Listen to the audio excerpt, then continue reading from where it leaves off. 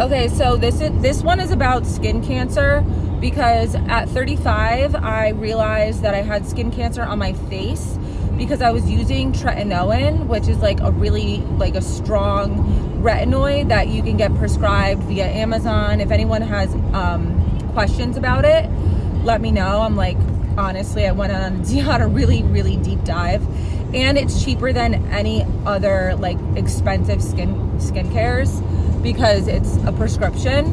But anyways, it kind of makes your skin like not break out, but it's just very strong, so it irritates it a little bit. It causes cell turnover, which brings things like from under up, if that makes sense. So this is what happened with me. Is I was using tretinoin, and right here there was always this little spot. It looked like a little pimple, just really small, like very small, just like nothing that was really bothering me.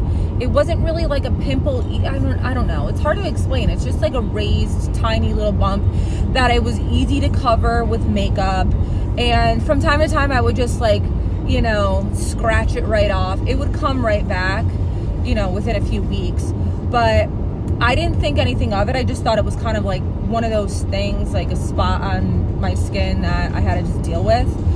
And using the tretinoin, it caused it to be like just way more raised and red and kind of scaly looking.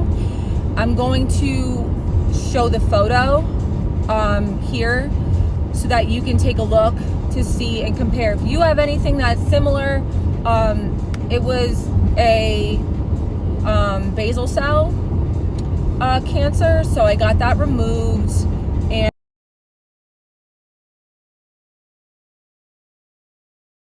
so my basal cell was on my face. The tretinoin really like exacerbated that like redness. So I posted, which is funny, I posted in the skincare group that I'm in on Facebook, and it said, like, a lot of the girls were like, I was like, does this look like weird to anyone? And then people were like, yeah, definitely get that checked out. So honestly, the next week I got on the cancellation list, and I got it checked out, and they were able to, the guy's like, oh, well, the doctor said you're young, so I don't think this is anything. But it's like, yeah, well, I also have it in my, I always say, life hack, that I have it in my family so that they take it more seriously. And insurance will cover it, because they don't take it seriously enough. That's how my husband's father got lung cancer that spread everywhere, and he passed away within literally like a month. It was just rampant, but they missed it, because they said, oh no, it's probably just from this. And it's like, no, you need to take it seriously, be your own advocate. So I went in, and they said it's probably nothing, but come in, we'll do a Mohs, M-O-H-S, which is where they take a scalpel. They'll numb you up real good. They'll take a scalpel, get like a layer of the cells off, go into a microscope, see if it's actually cancerous. If it is, they'll excise the whole area, so even around it, then recheck that area to make sure that there's no residual cancerous cells. And then once they clear the area and they make sure that there's no cancerous cells left, they'll either do a stitch or which is dissolvable, you don't have to go back in, a stitch and some Vaseline, tape you up. I'm going to show the picture here of the after, and then within 6 months to a year, you can't even really tell, covers up with makeup totally fine. And I'm not cancer free because I'm going to get another one removed, but I used tanning beds when I was younger. I mean, we grew up in that day and age where tanning beds were on every corner, and if you were pale, it was like, ew.